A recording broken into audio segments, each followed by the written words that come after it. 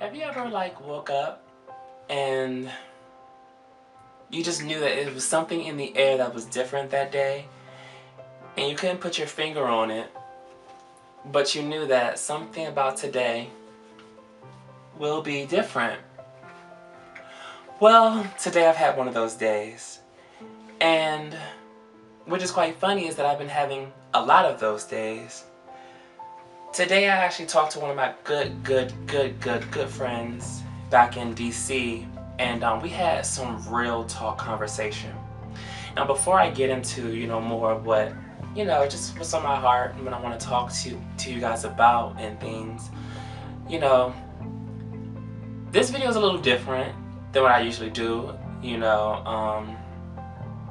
it's not me yelling, screaming, and ranting about things. It's just me talking just about stuff and life and blessings and energies and, speaking things into existence in the past and the future and things like that I really want my fashion friends to hear. I really want you guys to hear what I have to say. I love when we laugh together. I love when we make jokes. I love when, I'm crazy and we just doing things online and we just clowning, but I really want to talk to you guys about what has been placed on my heart and what I've been going through. And especially if you're an artist, if you're a designer, if you're a musician, if you're anybody that's aspiring to be within the industry, I just really want you just to take the time to listen to this video and just to, take in to this video and let it be a jewel in your back pocket, okay?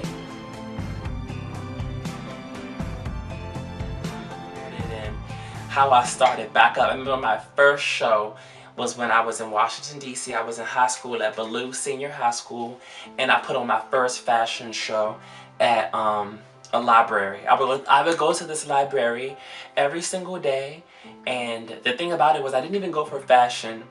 I went for zoology and biology because at that time I wanted to be a veterinarian. And the crazy thing about it is, you can tell my social life was just declined because I would read every single book about pets. I would read every single book about animals, and I mean every book they had in that little section that was, for people of my age, I read and things. And it wasn't until I got further into high school as to where the big transition came apart and I got into fashion, and I think I got more into knowing myself. And with knowing myself, I began to have the courage to step out and to be who I wanted to be, wear what I wanted to wear, style myself how I wanted to style myself, dress how I wanted to dress, and just be that person that I know who I was called to be. But I remember the time back when I was in high school, which wasn't that too long ago, and things, it's amazing how fast time changes, how things change with time, but it wasn't like that for me.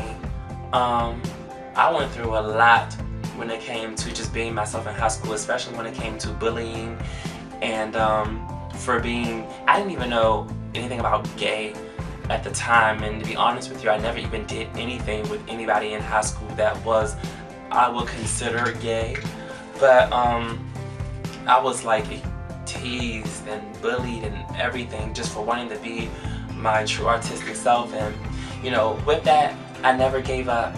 I never stopped wanting to be who I was and who I am. And if you had a problem with it, then that's not my problem, that's your problem, because when it's all said and done, I'm still going to be myself. And it wasn't until I walked into that confidence as to where I had no more fears. I had no fears of the gangs and people trying to fight me or jump me or ridicule me or hurt me and things. Things changed for me.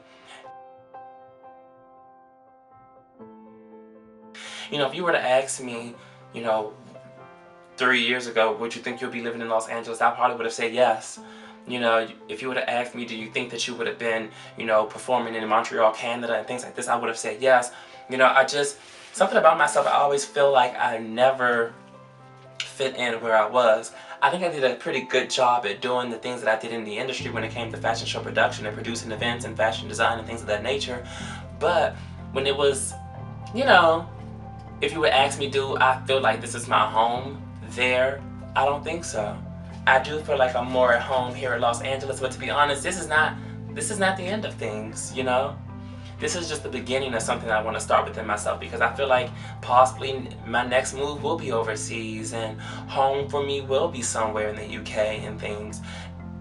That's just what I want to do. You know, that's just how far I want to take things.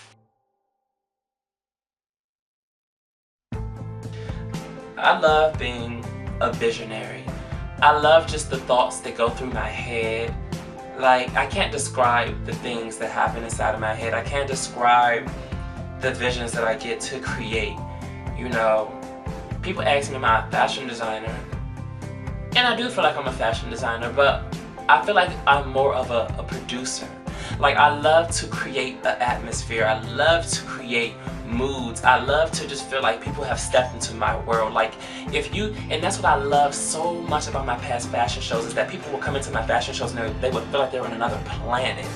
They would feel like they were in another world, and I really love taking people to the essence of where I am. You know, like, that is magical to me.